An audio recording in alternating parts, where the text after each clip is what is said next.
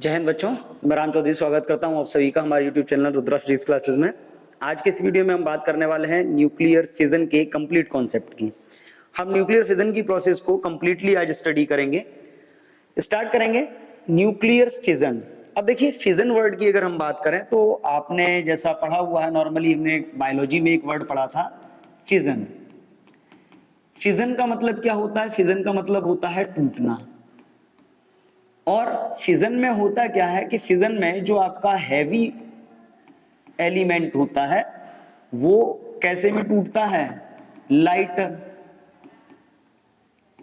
ठीक है, लाइटर में, हैवी लाइटर में टूटता है। मतलब क्या है कि जो आपका भारी एलिमेंट कोई भी होगा, भारी पदार्थ कोई भी होगा, वो कैसे में बदल जाएगा? हल्के में बदल जाएगा। तो सेम कॉन्सेप्ट न्यूक्लियर फिजन के लिए होता है। न्यूक्लियर फिजन क्या होता है कि व्हेन एनी heavy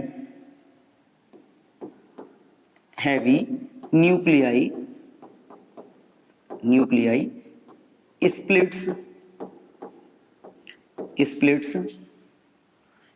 कहें या हम कह सकते हैं ब्रेक्स इन टू और more than to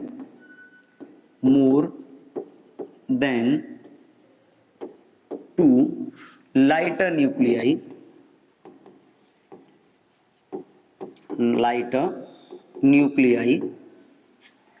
it is called nuclear fission.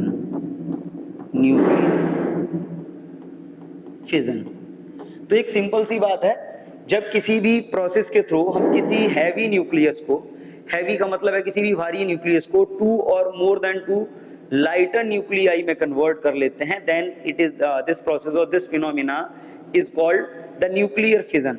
एक सिंपल सी बात है कि इस प्रोसेस में जो हैवी न्यूक्लियाई होगा, जिसका हम ब्रेक डाउन कराएंगे, इसको हम क्या बोलते हैं? It is called parent nucleus. और ब्रेक डाउन के थ्रू जो लाइटर न्यूक्लियाई बनते हैं, those are called daughter nuclei. जैसे आपने बायोलॉजी में, मोस्टली जो स्टूडेंट्स बायोलॉजी से उनको ये बात मालूम होगा, आपको क्लास 10th में या क्लास 12th की बायोलॉजी में पढ़ने को मिला होगा बाइनरी फिजन इन अमीबा में आपने बाइनरी फिजन पढ़ा है। क्या पढ़ा है कि जो अमीबा सेल होती है वो क्या होती है, एक सर्टेन टाइम के बाद ब्रेक हो जाती है दो लाइटर सेल्स में, छोटी छोटी सेल्स में, और उसी को हम बाइनरी फिजन बोलते हैं, जो अमीबा का बाइनरी फिजन था। वैसे ही जब भी हमारे पास कोई हैवी न्यूक्लियाई होगा, उसको जब हम किसी भी मेथड से ब्रेक डाउन करते हैं या स्प्लिट कर लेते हैं, तोड़ लेते हैं दो और दो से ज्यादा लाइटर न्यूक्लियस में, तो इस फिनोमिना को, इसी प्रोसेस को हम क्या बोलते हैं? Nuclear fission. अब देखिए, हैवी न्यूक्लियाई की आपने बात की, तो हैवी न्यूक्लियाई के बारे में अभी हमने बाइंडिंग एनर्जी में पढ़ा था कि जो हैवी होते हैं वो कैसे होते हैं? हैवी न्यूक्लियाई मोस्टली अनस्टेबल होते हैं, और जो आपके लाइटर बनेंगे ये कैसे हो जाएंगे? ये आपके स्टेबल हो जाएंगे। क्यों हो जाएंगे? क्योंकि जो हैवी न्यूक्लियाई होती हैं उनकी बाइंडिंग एनर्जी पर न्यूक्लियन बहुत कम होती है, और जो लाइटर न्यूक्लियाई होते हैं इनकी बाइंडिंग एनर्जी पर न्यूक्लियन थोड़ी सी ज्यादा होती है, इसलिए इनकी स्टेबिलिटी थोड़ी ज्यादा होगी। तो हम सिंपली वो बोल सकते हैं कि व्हेन एनी हैवी और अनस्टेबल, हम दोनों वर्ड यूज कर सकते हैं, व्हेन एनी हैवी और unstable nuclei breaks in two और मोर देन टू लाइटर और stable nuclei, this phenomena is called the nuclear fission. For an example अगर हम बात करते हैं तो एग्जांपल में हम यूरेनियम के फिजन को देखते हैं। देखिए, यूरेनियम का एक पार्टिकल होता है 92 यूरेनियम 238, ये एक यूरेनियम का न्यूक्लियस है। अगर हम इसके ऊपर एक न्यूट्रॉन की बम्बार्डमेंट करते हैं, तो न्यूट्रॉन की बम्बार्डमेंट करने का मतलब क्या है कि न्यूट्रॉन की बम्बार्डमेंट करेंगे तो इससे क्या होगा? ये बनेगा आपका 92 यूरेनियम 236। बट यूरेनियम 92 यूरेनियम 236 जो होता है वो कैसा होता है? हाईली अनस्टेबल होता है। हाईली अनस्टेबल होगा तो ये क्या होगा? ये तुरंत ब्रेक होगा। ये ब्रेक होगा क्रिप्टन और बेरियम में। ये किस में ब्रेक होगा? क्रिप्टन और बेरियम में। 90, अब देखिए, क्रिप्टन और बेरियम, क्रिप्टन होगा और बेरियम होगा। ठीक है, अब देखिए क्रिप्टन क्या होता है? 46 और बेरियम 56, 92, अब देखिए 92 यूरेनियम 236 था, ये ब्रेक हुआ आपका क्रिप्टन में और बेरियम में। क्रिप्टन का जो होता है वो 36 होता है और बेरियम का होता है 56, सॉरी अगर हम इसकी बात करें 56 और ये क्रिप्टन का होगा 36, ठीक है।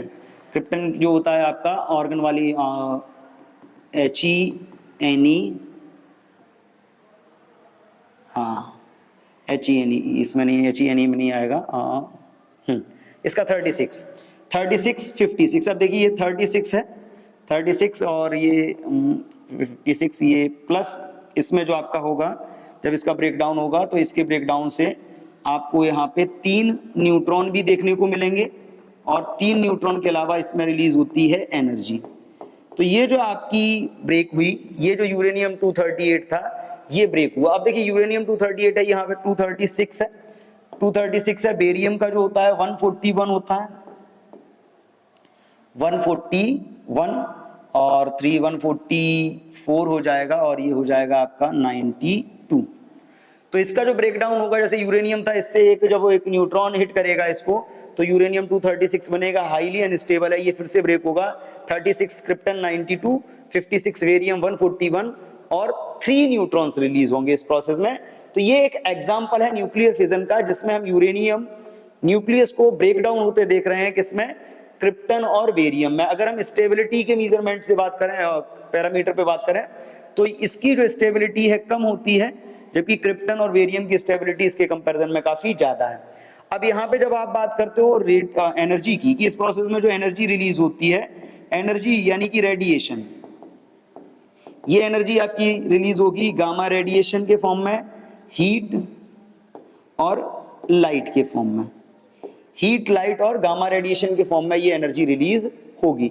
तो सिंपली अगर हम न्यूक्लियर फिजन की बात कर रहे हैं, nuclear fission means when any heavy और unstable nucleus breaks in 2 or more than 2 lighter or stable nucleus, then this phenomena is called nuclear fission। Clear है? न्यूक्लियर फिजन में जो आपका हैवी न्यूक्लियस था उसको हम पेरेंट न्यूक्लियस बोलते हैं, और जो बनते हैं उनको हम क्या बोलते हैं, डॉटर न्यूक्लियाई बोलते हैं। फॉर एन एग्जांपल ये। अब अगर हम यहाँ पे बात करते हैं तो यहाँ पे देखिए, ये जो आपका एक एटम है यूरेनियम का एक न्यूक्लियस है, इसके ब्रेकडाउन से जो एनर्जी निकलती है वो लगभग आपकी होती है 190 MeV। लगभग कितनी, 190 मिलियन इलेक्ट्रॉन वोल्ट एनर्जी यहाँ पे रिलीज होती है। क्लियर है? तो अब इस प्रोसेस में जब हम एनर्जी के मेजरमेंट की बात करते हैं, तो इस प्रोसेस में जो एनर्जी आपकी रिलीज हुई है, अगर हम इस एनर्जी के कैलकुलेशन की बात करें, तो एनर्जी कैलकुलेशन के लिए अब एक बात यहाँ पे देखिए, अगर हम यूरेनियम की बात करें, for 1 gram uranium, 1 gram uranium 235, इतना हमको मालूम है फ्रॉम 1 न्यूक्लियस, जो आपका एक न्यूक्लियस है, एक न्यूक्लियस से जो एनर्जी निकल रही है दैट इज अबाउट 190 MeV। तो अगर हम 1 ग्राम के लिए बात करते हैं तो देखो 1 ग्राम यूरेनियम से कितनी निकलेगी, तो पहले हम बात करते हैं नंबर ऑफ न्यूक्लियस की। तो नंबर ऑफ न्यूक्लियस कितना आएगा, अब 1 ग्राम यूरेनियम की बात की गई है, एवोगैड्रो नंबर कितना होता है, एवोगैड्रो नंबर होता है 2.03 into 10 to the power 23। Sorry, Avogadro number की अगर हम बात करते हैं तो एवोगैड्रो नंबर आपका कितना होगा, सॉरी 2.03 नहीं होता, एवोगैड्रो नंबर की बात करते हैं तो 6.02 इंटू 10 टू दी पावर 23, और इसका नंबर कितना है 235। तो अगर हम इसको 235 6.02 इंटू 10 टू दी पावर 23 में 235 से अगर हम डिवाइड करते हैं, तो 235 से अगर हम डिवाइड करेंगे तो ये हमारा समथिंग आएगा 2.5 इंटू 10 टू दी पावर, और 2.5 इंटू जो 10 टू दी पावर रहेगा वो यहाँ पे अगर हम इसको करते हैं तो 2 डेसिमल कैंसिल होगा, तो ये आएगा 2.5 इंटू 10 टू दी पावर 21। अब इतने पार्टिकल आए हैं, तो 1 ग्राम के लिए अगर हम बात करें, फॉर 1 ग्राम यूरेनियम 235, तो अब देखो 1 ग्राम यूरेनियम 235 के लिए जो आपकी एनर्जी आएगी वो कितनी हो जाएगी, 2.56 into 10 to the power 21 into 190। ये जो एनर्जी का मेजरमेंट है, ये एनर्जी जितनी आपको मिलेगी 1 ग्राम यूरेनियम के फिजन से, ये क्या होगी, it is equal it is equal to energy given by 20 ton TNT। यानी कि ये जो एनर्जी है, ये एनर्जी उतनी ही है जितनी एनर्जी हमको 20 टन TNT का मतलब होता है ट्राई नाइट्रोटॉलुइन से मिलती है। और अगर हम इसकी बात करें तो इसको यूज करके हम लगभग we can produce by this अगर हम इसकी बात करें we can produce 2 into 10 to the power 4 unit electricity. यानी कि अब समझ लीजिए 1 ग्राम यूरेनियम का अगर हम फिजन कराते हैं, तो हमने फिजन की बात करी, फिजन में क्या है कि एक लार्ज अमाउंट में एनर्जी रिलीज होती है, और लार्ज अमाउंट में जब एनर्जी रिलीज होगी तो उस कंडीशन में अगर हम 1 ग्राम यूरेनियम के फिजन से बात करें तो इतनी एनर्जी प्रोड्यूस हो सकती है जिससे हम 2 into 10 to the power 4 unit electricity को डेवलप कर सकते हैं। क्लियर है? तो बात हमारी फिजन की चल रही थी। फिजन का एक बेसिक कॉन्सेप्ट है कि जब भी कोई हैवी न्यूक्लियस किसी 2 या 2 से ज्यादा स्मॉल न्यूक्लियाई में टूटता है तो इसको हम बोलते हैं न्यूक्लियर फिजन। अब देखो न्यूक्लियर फिजन की जो प्रोसेस है, न्यूक्लियर फिजन की प्रोसेस को चेन रिएक्शन भी कंसीडर किया जा सकता है। चेन रिएक्शन क्या होती है? जैसे हमने अभी बात कही कि चेन रिएक्शन क्या है, कि हमने यूरेनियम की बात की 92 यूरेनियम 235 हमारे पास था, हम डायरेक्ट ब्रेकडाउन की कंडीशन लेते हैं। तो डायरेक्ट ब्रेकडाउन की कंडीशन में क्या होगा कि ये आपका 36 क्रिप्टन 92 प्लस 56 बेरियम 141, ठीक है, इतना हमको मिल रहा है 56 बेरियम 141 प्लस यहां पे क्या निकल रहे हैं, 3 न्यूट्रॉन निकल रहे हैं। क्लियर है? 3 न्यूट्रॉन निकले हैं प्लस एनर्जी निकली है। अब यहां पे देखो ये जो प्रोसेस हुई थी, ये प्रोसेस किसके थ्रू हुई थी? क्योंकि हमने यहां पे 1 न्यूट्रॉन हिट कराया था। अब यहां पे देखो जब 1 न्यूट्रॉन हिट किया यूरेनियम के एक न्यूक्लियस से तो कितने न्यूट्रॉन निकले? यहां पे 3। अगर हम फेवरेबल कंडीशंस में बात करें, if we maintain the favourable conditions, then these 3 neutrons which are emitted in the fission again react with 3 nucleus of the uranium and fission them। Simple सी बात है, यहां से क्या निकला? 1 से 3 हो गए। 3 से क्या हुआ? जैसे हमने ये बात की कि ये यूरेनियम था 92, यूरेनियम 235, 1 न्यूट्रॉन आया, 1 न्यूट्रॉन आता है, इसको हिट करता है, 1 न्यूट्रॉन यहाँ पे आया, इसने इसको हिट किया। यहां से कितने न्यूट्रॉन्स निकलेंगे? 3। यहां से न्यूट्रॉन निकलेंगे 3। ये 3 न्यूट्रॉन क्या करेंगे? फिर से यूरेनियम को हिट करेंगे, ठीक है, फिर से यूरेनियम 235 को हिट करेंगे ये, और इससे देखो यूरेनियम 235 क्या होगा? फिर से इनका फिजन होगा और फिर इनसे क्या निकलेंगे? फिर से 3 निकलेंगे।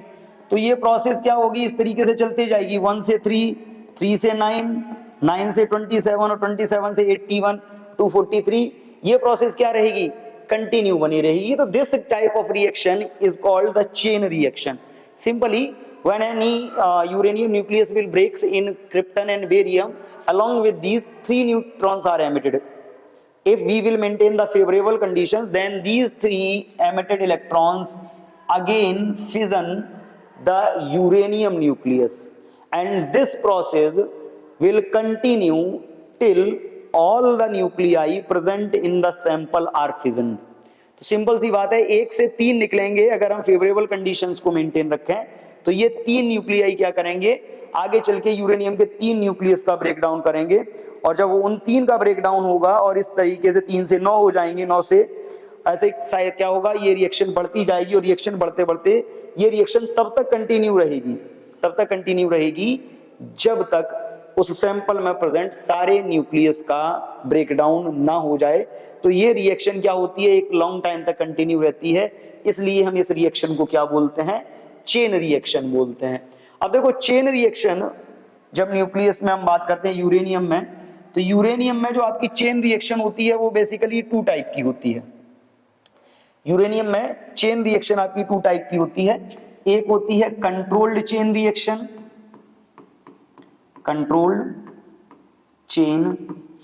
रिएक्शन,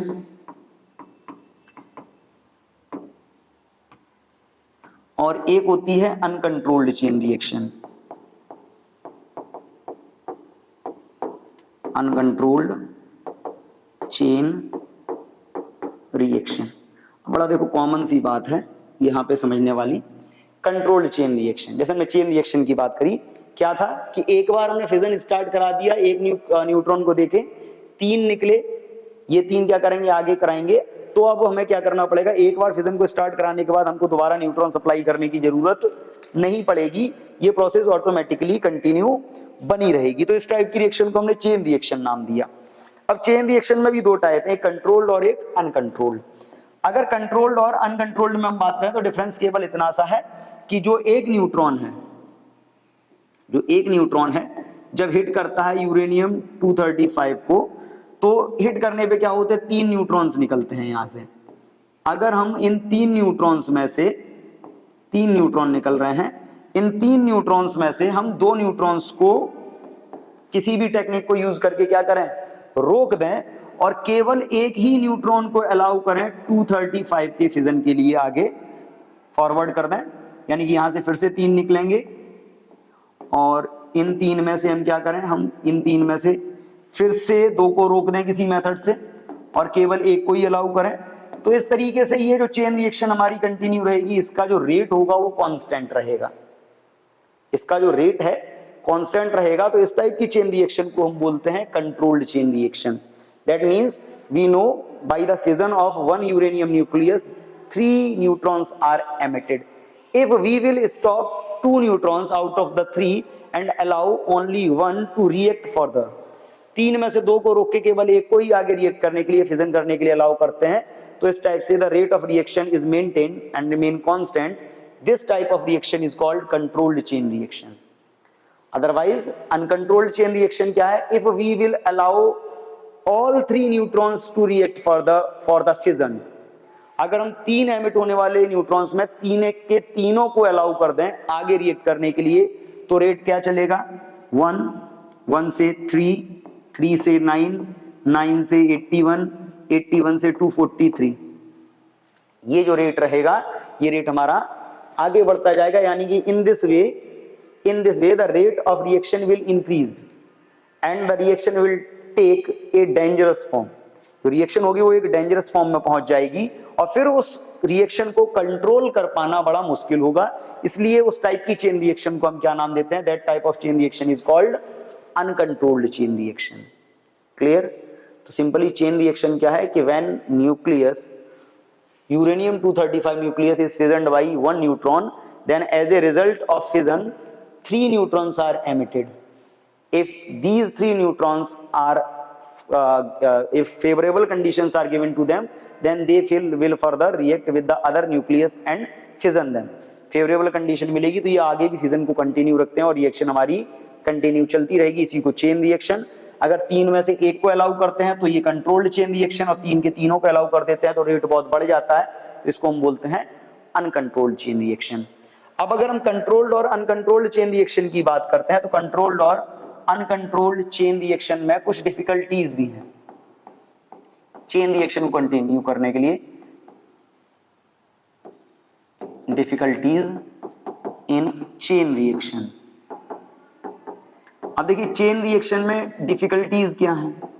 जैसे हमने चेन रिएक्शन की बात करी तो क्या क्या डिफिकल्टीज होती हैं चेन रिएक्शन में।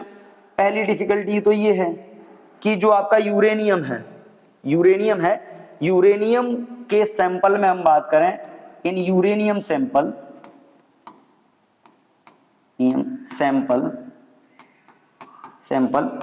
Percent of uranium 238 is more. इसका जो आइसोटोप होता है यूरेनियम का 238, उसका परसेंटेज ज्यादा होता है, एंड यूरेनियम 235 इज लेस, इसका परसेंटेज कम होता है। अब इसके परसेंटेज के कम होने से डिफिकल्टी क्या है, इसके परसेंटेज के कम होने से डिफिकल्टी है that is the neutron of energy less than 1 MeV is absorbed absorbed by uranium 238। यानी कि इस कंडीशन में जो यूरेनियम 238 है वो 1 मिलियन इलेक्ट्रॉन वोल्ट यानी 1 MeV से कम का जो न्यूट्रॉन होगा उसको क्या करेगा, एब्जॉर्ब कर लेगा, and there is no fission, no fission. और यहाँ पे फिजन होगा ही नहीं। क्लियर? अब यहाँ पे जब फिजन नहीं होगा तो ये बड़ी मेजर प्रॉब्लम है। इस डिफिकल्टी को दूर करने के लिए हमारे पास दो उपाय हैं, हमारे पास दो तरीके हैं। अगर हम इसके रिमूवल की बात करें तो अब देखिए इसका रिमूवल, चेन रिएक्शन को अगर हम कंटिन्यू करना चाह रहे हैं तो इसको रिमूव करने के हमारे पास दो तरीके हैं। एक है, फर्स्ट मेथड तो हमारे पास है क्या, by separation.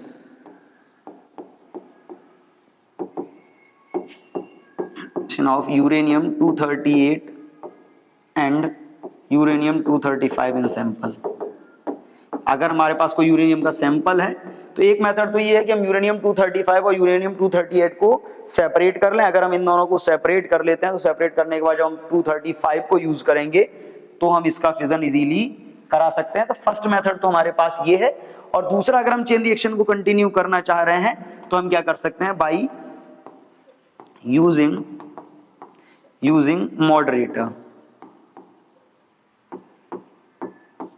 Moderator if we slowed down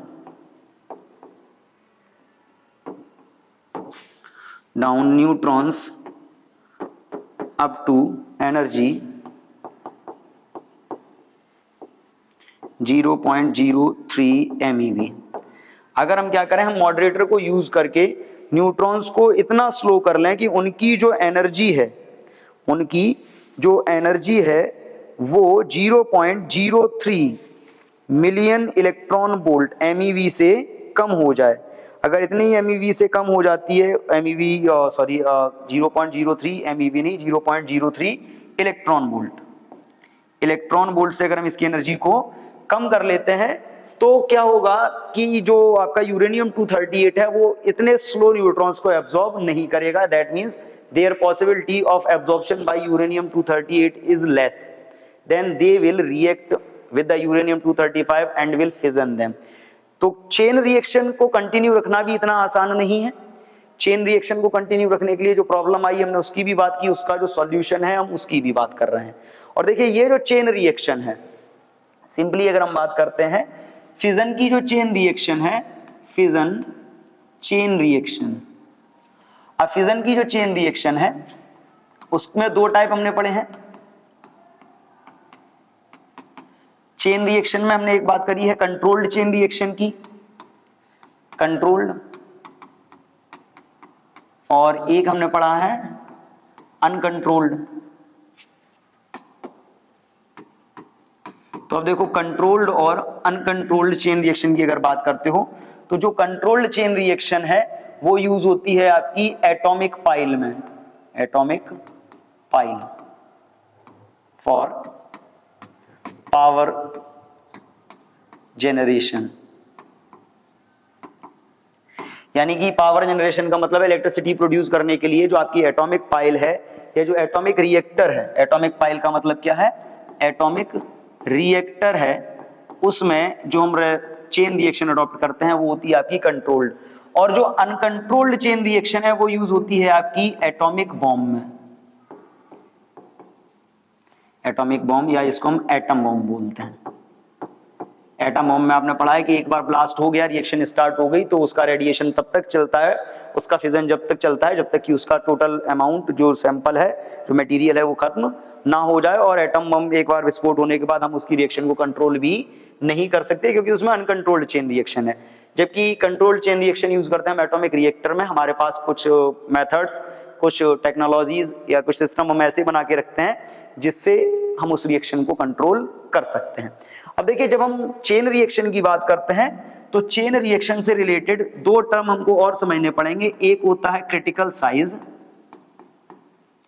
critical size, और होता है एक टर्म होता है जिसको हम बोलते हैं क्रिटिकल मास, क्रिटिकल मास। अब देखो क्रिटिकल साइज क्या होता है, ये हमको मालूम है कि चेन रिएक्शन क्या है, लेकिन ऐसा नहीं कि चेन रिएक्शन हर फिजन में स्टार्ट हो जाएगी। तो minimum size of sample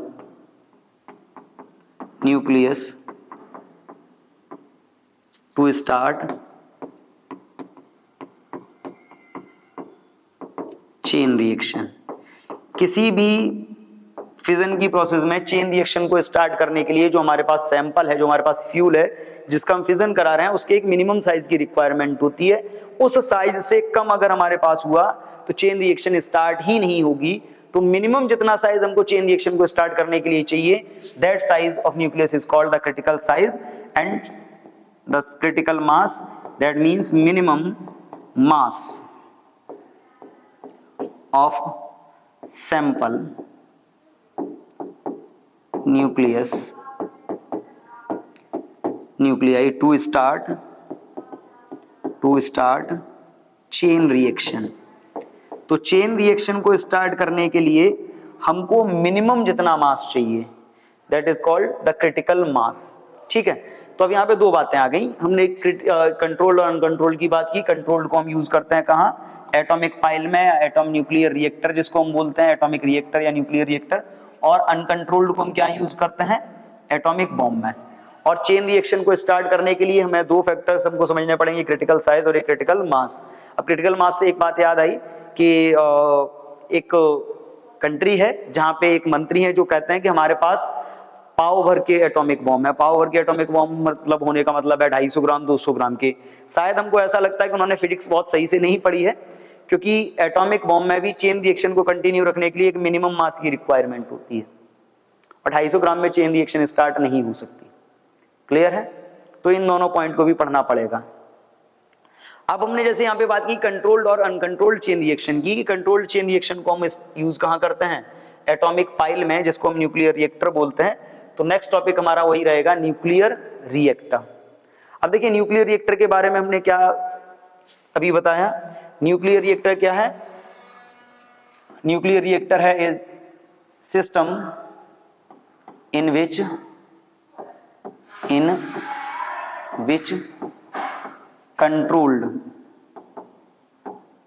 controlled fission takes place and energy is used for various purpose। यानी कि एक ऐसा सिस्टम जिसमें कंट्रोल्ड फिजन होता है और कंट्रोल्ड फिजन से जो एनर्जी जनरेट होती है हम उसको वेरियर पर्पस से, यानी कि अलग अलग कामों में यूटिलाइज करते हैं। That is called the nuclear reactor और एटॉमिक पाइल। अगर न्यूक्लियर रिएक्टर और एटॉमिक पाइल की बात करी जाए तो इसमें अगर हम बात करते हैं न्यूक्लियर रिएक्टर या एटॉमिक पाइल की, तो सबसे इंपॉर्टेंट है इसके पार्ट्स। न्यूक्लियर रिएक्टर या एटॉमिक पाइल के जब पार्ट्स की हम बात करते हैं तो पहला पार्ट है इसका फ्यूल। फ्यूल क्या है? अब देखो फ्यूल मतलब वो एलिमेंट या वो मटेरियल जिससे न्यूक्लियर रिएक्शन स्टार्ट होगी। तो हमको ये भी मालूम है कि न्यूक्लियर रिएक्शन को स्टार्ट करने के लिए हमारे पास क्या होना चाहिए? रेडियो एक्टिव मटीरियल होना चाहिए। और उस रेडियो एक्टिव मटीरियल की जब हम बात करते हैं तो रेडियो एक्टिव मटीरियल हमको मालूम है यूरेनियम हो, पोलोनियम हो, तो हम इसको क्या कर सकते हैं? यूज कर सकते हैं एज ए फ्यूल। तो पहला पार्ट है हमारा फ्यूल। फ्यूल में हमको मालूम है फ्यूल में हम क्या यूज कर सकते हैं? इसमें हम यूज कर सकते हैं यूरेनियम 235 हम यूज कर सकते हैं। सेकंड की अगर हम बात करते हैं तो सेकंड पार्ट है इसका कूलेंट। सेकंड पार्ट क्या है? कूलेंट। Okay, coolant. अब देखिए कूलेंट क्या होता है। जैसे हमको मालूम है कि यूरेनियम जब फिजन होगा, यूरेनियम के फिजन में लार्ज अमाउंट में एनर्जी रिलीज होगी जो हीट और मतलब हीट, थर्मल रेडिएशन या लाइट के फॉर्म में होगी। तो क्या होगा? इस पूरे सेटअप का टेम्परेचर बहुत तेजी से इंक्रीज होगा। तो उस टेम्परेचर को मेंटेन रखने के लिए या उस थर्मल एनर्जी को कंज्यूम करने के लिए हम यूज करते हैं कूलेंट। कूलेंट के लिए हम क्या यूज कर सकते हैं? कूलेंट के लिए देखो, एक तो नेचुरल कूलेंट होता है एयर के अलावा हम क्या यूज कर सकते हैं? हम वाटर यूज कर सकते हैं, या इंस्टेंट कूलिंग के लिए हम यूज कर सकते हैं CO2। क्या यूज कर सकते हैं? CO2। कूलेंट के बाद अगर हम बात करते हैं तो थर्ड आता है हमारा मॉडरेटर। थर्ड क्या आता है? मॉडरेटर। अब देखिए मॉडरेटर क्या होता है? मॉडरेटर का मतलब जैसे अभी हमने बात किया था कि मॉडरेटर के लिए जो न्यूट्रॉन्स इसमें निकलते हैं, न्यूट्रॉन्स की स्पीड को कंट्रोल करने के लिए हम एक पार्ट यूज करते हैं, एक मटेरियल यूज करते हैं जिसको हम बोलते हैं मॉडरेटर। मॉडरेटर का मतलब है to control the speed of emitted neutrons by the fission of uranium. और इसके लिए हम यूज कर सकते हैं, पहला तो हम यूज कर सकते हैं ग्रेफाइट, इसके लिए हम यूज करते हैं ग्रेफाइट रॉड्स। और दूसरा मटेरियल जो हम इसके लिए यूज कर सकते हैं वो होता है आपका beryllium oxide. Clear? Graphite rod और बेरिलियम ऑक्साइड। इसके अलावा अगर हम बात करें तो इसके अलावा नेक्स्ट जो पार्ट होता है इसका वो होता है आपका shield, that is shield. Shield क्या होता है? अब यहां पे देखिए, ये जो पूरा सेटअप होगा, इस पूरे सेटअप को कवर करने के लिए हम एक कंक्रीट वॉल यूज करते हैं। कंक्रीट वॉल जो यूज करते हैं that is work as a shield. Shield क्या होता है? शील्ड का काम होता है मेनली इसको प्रोटेक्ट करना। किससे प्रोटेक्ट करना? क्योंकि इसके अंदर जो थर्मल रेडिएशन जनरेट हो रहे हैं या जो एक्सेस हीट जनरेट हो रही है, जो गामा पार्ट रेज हैं वो निकल रही हैं, वो ओपन एटमॉस्फेयर में ट्रांसफर ना हो, तो हम इस पूरे को क्या करते हैं, चारों तरफ से कवर कर लेते हैं, जिसके लिए हम शील्ड, जिसको हम बोलते हैं शील्ड। शील्ड के लिए मोस्टली हम कंक्रीट वॉल यूज करते हैं। और ये जो कंक्रीट वॉल होती है उसकी थिकनेस कितनी होती है? अबाउट 10 फीट, लगभग 10 फीट चौड़ाई की, 10 फीट मोटाई की हम कंक्रीट वॉल यूज करते हैं, जिसको हम बोलते हैं शील्ड। शील्ड के अलावा लास्ट जो इसका पार्ट आता है, लास्ट पार्ट आता है आपका कंट्रोलर रॉड्स। कंट्रोलर रॉड्स का मतलब क्या है कि मान लीजिए इन एनी वे और by the way in any chance, अगर ये रिएक्शन है, ये रिएक्शन हमारी जो रेट है, इस रिएक्शन का रेट इंक्रीज होने लगता है, तो रिएक्शन के रेट को इंक्रीज होने से रोकने के लिए, यानी कि न्यूट्रॉन्स को एब्जॉर्ब करने के लिए हम कंट्रोलर रॉड्स यूज करते हैं। और कंट्रोलर रॉड्स के लिए हम जो यूज करते हैं वो हम कैडमियम यूज करते हैं, क्योंकि कैडमियम की एक प्रॉपर्टी होती है, कैडमियम न्यूट्रॉन्स को एब्जॉर्ब कर लेता है। तो सिंपली अगर बात करी जाए न्यूक्लियर रिएक्टर क्या है? न्यूक्लियर रिएक्टर एक ऐसा सेटअप है जिसमें न्यूक्लियस, किसी भी न्यूक्लियस के कंट्रोल्ड फिजन के द्वारा एनर्जी जनरेट की जाती है, जिस एनर्जी को हम वेरियस पर्पस में यूज करते हैं। इस रिएक्टर के जो मेन पार्ट्स होते हैं उनमें फर्स्ट है आपका फ्यूल, सेकंड है आपका कूलेंट। कूलेंट में, फ्यूल में यूरेनियम यूज होता है या प्लूटोनियम यूज होता है। इसके अलावा कूलेंट के फॉर्म में हम यूज करते हैं एयर, वाटर या CO2 को। इसके बाद आता है आपका मॉडरेटर। मॉडरेटर के लिए हम यूज कर सकते हैं ग्रेफाइट रॉड्स और बेरिलियम ऑक्साइड को। नंबर 4 है आपका शील्ड। शील्ड में हम यूज करते हैं कंक्रीट वॉल। और नंबर 5 है आपका कंट्रोलर रॉड्स। कंट्रोलर रॉड्स में हम यूज करते हैं कैडमियम रॉड्स। अगर हम इसके एक आइडेंटिकल डायग्राम की बात करें तो आइडेंटिकल डायग्राम देखो यहाँ पे दिया हुआ है। ये जो रॉड्स आपको दिखाई जा रही हैं, जो ये ब्लैक रॉड्स हैं, ये सारी क्या हैं? ये फ्यूल रॉड्स हैं। ठीक है, ये फ्यूल रॉड्स हैं। और देखिए इन फ्यूल रॉड्स के बीच में ये जो व्हाइट जो ये रॉड्स दी गई हैं, ये रॉड्स आपको जो दिखाई जा रही हैं, यहाँ पे हम इनको कलर दे देते हैं, चलिए हम इनको रेड। ये जो रॉड्स आपको दिखाई जा रही हैं, these rods are controller rods. अभी क्या है, ये कंट्रोलर रॉड्स बाहर की तरफ है, तो रिएक्शन स्टार्ट बनी रहेगी। जब हमको रिएक्शन को बंद करना होगा या कंट्रोल करना होगा तो हम इन रॉड्स को क्या करेंगे? इनके बीच में डाउन कर देंगे, तो ये फ्यूल रॉड्स जो होंगी एक दूसरे से सेपरेट हो जाएंगी, सारे न्यूट्रॉन्स इन रॉड से एब्जॉर्ब हो जाएंगे कैडमियम रॉड से। ये देखिए कैडमियम रॉड से। इसके अलावा देखिए अब इसमें जो एक्सेस हीट प्रोड्यूस होगी, उस हीट को एब्जॉर्ब करने के लिए हम क्या करेंगे? इस पंप के थ्रू यहाँ क्या भेजेंगे? कूलेंट भेजेंगे। कूलेंट अंदर जाएगा, गर्म होके आएगा और वो इससे निकलेगा। अब यहाँ पे देखिए, यहाँ पे हमने वाटर फिल किया हुआ है। जो कूलेंट गर्म होके आएगा वो इस वाटर को क्या करेगा? बॉईल करेगा और यहाँ पे स्टीम जनरेट होगी और ये स्टीम यहाँ से निकलेगी, जिस स्टीम को हम टरबाइन पे भेज के इलेक्ट्रिसिटी को जनरेट करते हैं। क्लियर? तो ये इसका एक आइडेंटिकल डायग्राम है। प्रोसेस या इसकी जो वर्किंग है, वर्किंग बहुत इजी है, इसमें कुछ ज्यादा नहीं करना है। जैसे ही हम इन रॉड्स को बाहर खींचते हैं वैसे ही ये रिएक्शन स्टार्ट हो जाती है। इसमें जो रिएक्शन स्टार्ट होती है वो रिएक्शन सेम वही है जो न्यूक्लियर फिजन की थी, जो हम पहले भी पढ़ चुके हैं। क्या? 92 यूरेनियम 235 प्लस एक न्यूट्रॉन इसको हिट करेगा, न्यूट्रॉन हिट करेगा तो ये 36 krypton 36 krypton 92 plus 56 barium 141 plus 3 neutron plus 3 neutron और लार्ज अमाउंट में एनर्जी रिलीज होगी इससे।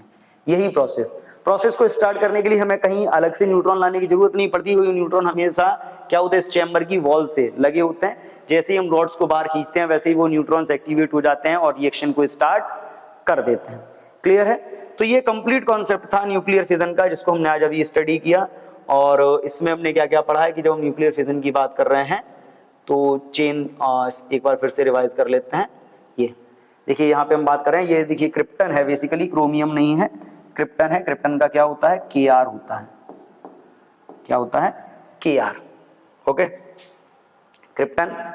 और इसके बाद हमने बात करी चेन रिएक्शन की। चेन रिएक्शन के बाद चेन रिएक्शन में भी देखिए यहाँ भी क्रोमियम हमने लिख दिया है, ये क्रिप्टन। चेन रिएक्शन के बाद हमने बात करी है डिफिकल्टीज क्या क्या है, रिमूवल हम कैसे कर सकते हैं, और टाइप्स ऑफ चेन रिएक्शन, और लास्ट है हमारा न्यूक्लियर रिएक्टर। क्लियर है? और न्यूक्लियर रिएक्टर में हमने बात की कंट्रोल्ड चेन रिएक्शन यूज होती है, जिसके थ्रू हम पावर जनरेट करते हैं और जिसको हम यूटिलाइज करते हैं। आज के इस वीडियो में रखेंगे इतना ही, मिलते हैं नेक्स्ट वीडियो में, तब तक के लिए थैंक यू एंड जय हिंद।